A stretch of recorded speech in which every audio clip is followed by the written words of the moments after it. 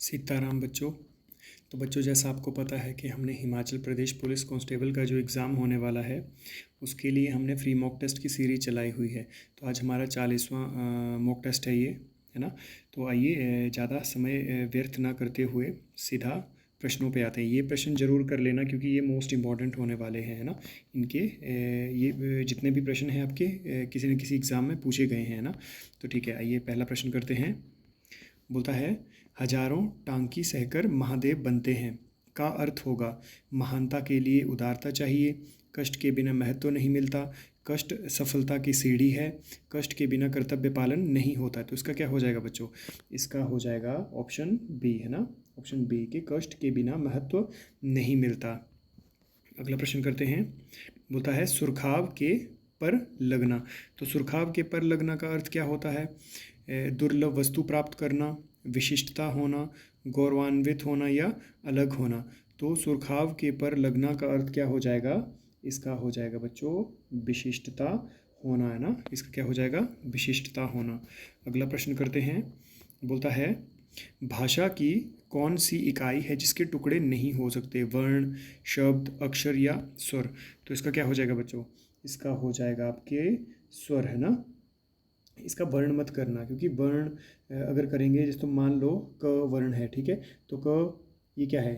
क प्लस अ, है ना। तो क्या है? इसके टुकड़े हो गए, है ना। तो स्वर के कभी टुकड़े नहीं होते हैं, ठीक है। जैसे अ है ना, अ है, ई है, तो क्या टुकड़े होंगे इसके? ये किसी के ऊपर आश्रित नहीं है। यदि हम व्यंजनों की बात करें तो व्यंजन स्वरों के ऊपर आश्रित है ना, स्वरों से मिलकर ही इनकी उत्पत्ति हुई है। तो क्या है? इनके टुकड़े हो सकते हैं ना। टुकड़े उनके नहीं होंगे जो बिल्कुल खुद मूल हैं, है ना। मूल के कभी भी टुकड़े नहीं होते हैं। तो स्वर क्या है? वो किसी के ऊपर आश्रित नहीं है ना। ठीक है, अगला प्रश्न करते हैं। बोलता है, रेखांकित का पदबंध बताइए। घर से चोरी करके भागा हुआ नौकर आज पकड़ा गया। तो जो ये रेखांकित पदबंध है उसको आपने बताना है कि घर से चोरी करके भागा हुआ नौकर आज पकड़ा गया। तो ये क्या है? घर से भागा हुआ संज्ञा है, सर्वनाम है, विशेषण है, या इनमें से कोई नहीं। तो देखो सिंपल सी बात है बच्चों, ये क्या है? ये नौकर की क्या बता रहा है? ये नौकर की विशेषता बता रहा है ना। नौकर क्या है? विशेष्य है। तो विशेष्य की विशेषता बता रहा है कि घर से चोरी करके भागा हुआ, है ना।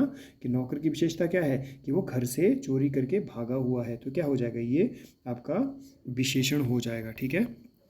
अगला प्रश्न करते हैं। बोलता है, रेखांकित का पदबंध बताइए। एक कुत्ता 3 टांगों के बल रेंगता चला आ रहा था।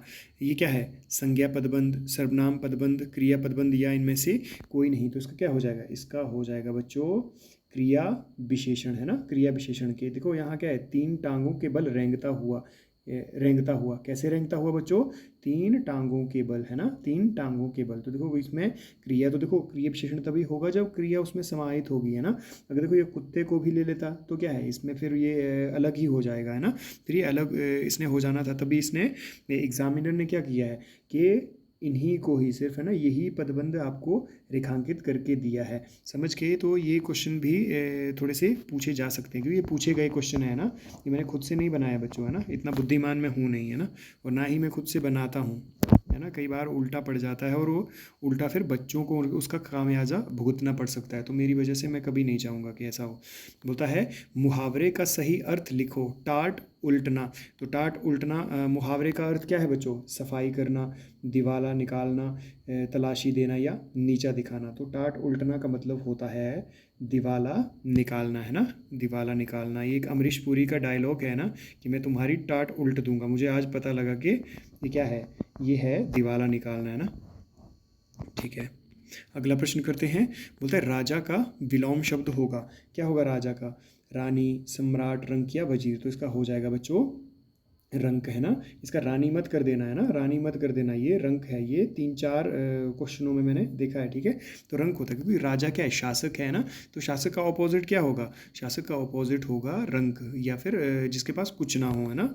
वो भिखारी के तौर पर ही वो मतलब होगा इसका, है ना।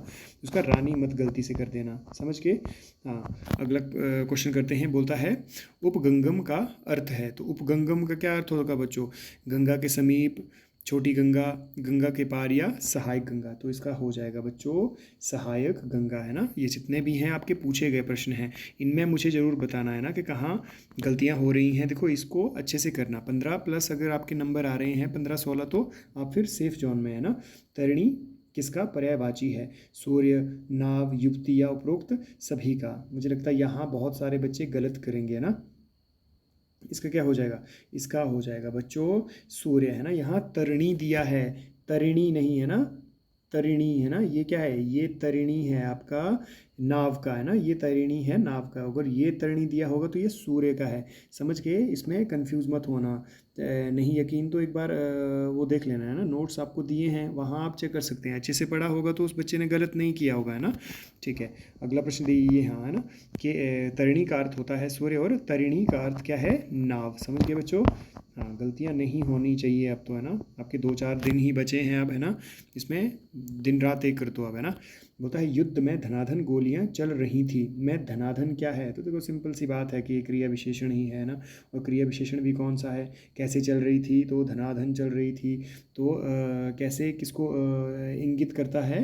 रीतिवाचक को, है ना, रीतिवाचक को। ठीक है, तो ये क्रिया विशेषण हो जाएगा। क्रिया विशेषण भी कौन सा? रीतिवाचक क्रिया विशेषण, धनाधन शब्द। ठीक है, इसके अंतर्गत आ जाएगा।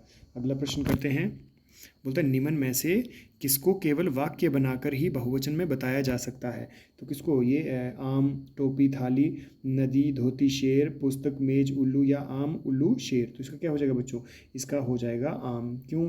क्योंकि अभी आप देखो एक आम होगा कि मेरे पास एक आम है ना, तो भी ये आम ही होगा। मेरे पास 10 आम है तो भी ये कि ये किससे लगेगा? 10 आम है ना, तो लगेगा आपको वाक्य के अनुसार पता। फिर बोलता है उल्लू, ये जो बाहर उल्लू खड़े हैं, है ना, उल्लू। या फिर ऐसा बोल सकते हैं कि बाहर उल्लू खड़ा है। तो उल्लू खड़ा वो एक को दिखा रहा है, बाहर उल्लू खड़े हैं, है ना। तो क्या है? वाक्य के अनुसार लग रहा है पता कि ये बहुवचन में जाएगा या ये आपका एक वचन में जाएगा, है ना। तो बोलता है शेर, है ना, कि इस पिंजरे में 10 शेर हैं या इस पिंजरे में एक शेर है। तो क्या है? वाक्य के अनुसार ही बच्चों इसका पता लग रहा है ना। क्वेश्चन अच्छे से ध्यान से पढ़ना है, समझना है, उसके बाद ही आपने उत्तर देना है, समझ के। हाँ, अगला प्रश्न करते हैं। बोलता है कि स्वप्न का शुद्ध विशेषण रूप होगा। तो स्वप्न का शुद्ध विशेषण रूप क्या होगा बच्चों? सपना, सपनत्व, स्वप्न या फिर स्वप्निल। तो इसका क्या हो जाएगा? इसका शुद्ध रूप हो जाएगा स्वप्निल, है ना। ये जितने भी हैं पूछे गए प्रश्न हैं, अच्छे से करना है इनको, है ना। बोलते निम्न में से किसकी लिपि देवनागरी नहीं है? तो किसकी लिपि देवनागरी नहीं है? पंजाबी, मराठी, हिंदी या संस्कृत। तो किसका है? ये पंजाबी हो जाएगा, है ना, क्योंकि पंजाबी की जो लिपि है वो गुरुमुखी लिपि है ना।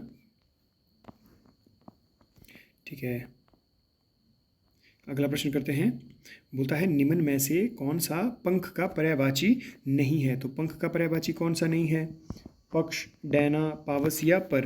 तो इसका क्या हो जाएगा? इसका हो जाएगा पावस। पावस ऋतु है ना। पावस ऋतु क्या होती है? बरसात ऋतु को ही पावस बोलते हैं ना। तो क्या है? बाकी आपके पंख के पर्यायवाची हैं ना। बोलता है कली शब्द का पर्यायवाची कौन सा नहीं है ना। तो कली शब्द का पर्यायवाची कौन सा नहीं है? कौम्पल, कोरक, गुंचा या कोमल। तो कली का कौन सा नहीं है? इसका कोमल नहीं है। बाकी कोम्पल, कोरक और गुंचा पूछा गया। और ये एक आपका अलग से ये भी पूछा गया था कली का कौन सा पर्यायवाची है। तो कोरक दिया था, बाकी अदर दिए गए थे। समझ गए? इनको अच्छे से ही करना है ना, इनके नोट्स बना लेना और इनको याद कर लेना, समझ गए। ठीक है, बोलता है कि इंदुर किसका पर्यायवाची है? तो इंदुर किसका पर्यायवाची है? चूहा, खरगोश, लोमड़ी या लकड़बग्घा। तो इसका क्या हो जाएगा? ये चूहा हो जाएगा, है ना। इंदुर, क्योंकि उसमें ना उंदुर दिया था, ये क्वेश्चन पे उंदुर दिया था। उंदुर गलत है ना, उंदुर का नहीं होता है, इंदुर का होता है ना। इंदुर का पर्यायवाची होता है चूहा, है ना, उंदुर का नहीं होता। उंदुर या हो सकता है कि वो मिसप्रिंट हो गया हो। ठीक है, अगला प्रश्न करते हैं।